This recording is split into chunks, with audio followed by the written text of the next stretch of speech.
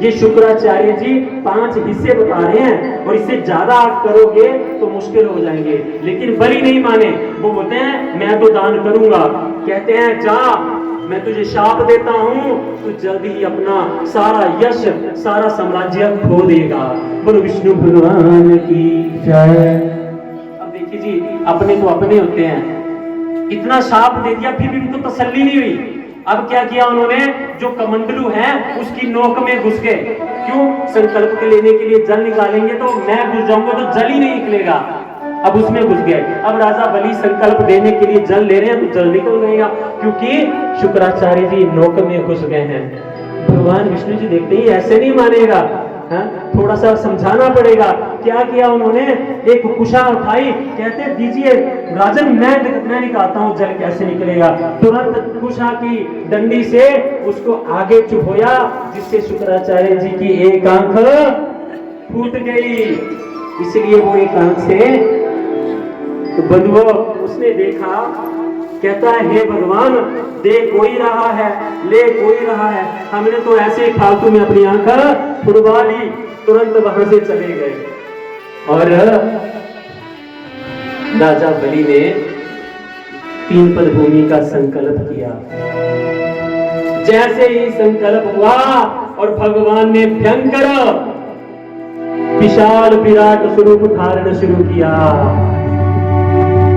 और धीरे ही देखते देखते वो पृथ्वी से आकाश की ओर बढ़े और स्वर्ग के तुल्य उनका शरीर हो गया।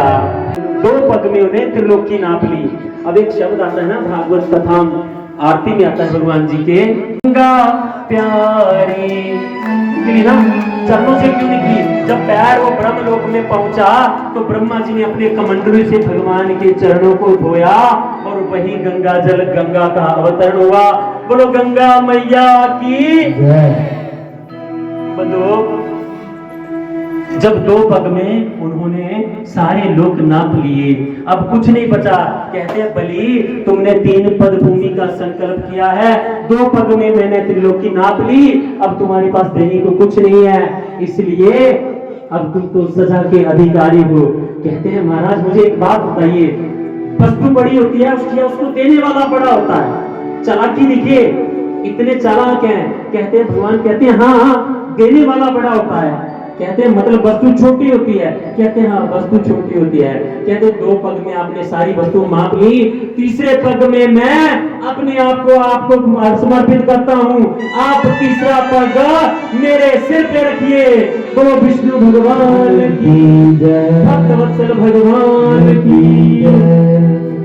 जैसे ही बंधुओं भगवान जी ने बलि के सिर पर पैर रखा, तुरंत प्रहलाद जी प्रकट हो गए और क्या बोले, धन्य हो प्रभु धन्य हो, मुझे तो आपकी गोदी में बैठने का सौभाग्य प्राप्त हुआ और मेरा ये पुत्र तो मेरे से कितना सौभाग्यशाली है जिसने आपके चरणों को अपने मस्तक पर धारण किया।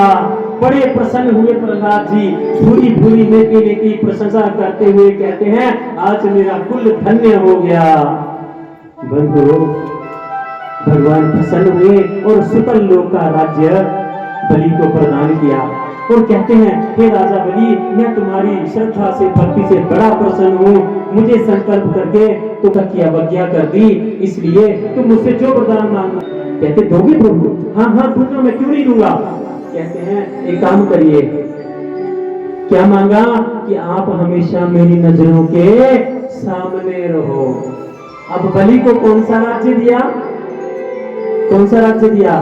सुतल लोक का राज्य प्रदान किया और उन्होंने क्या कहा कि आप मेरी आंखों के सामने रहो और भगवान राजा बलि के द्वारपाल बन गए। बोलो भक्तवत्सल भगवान की जय।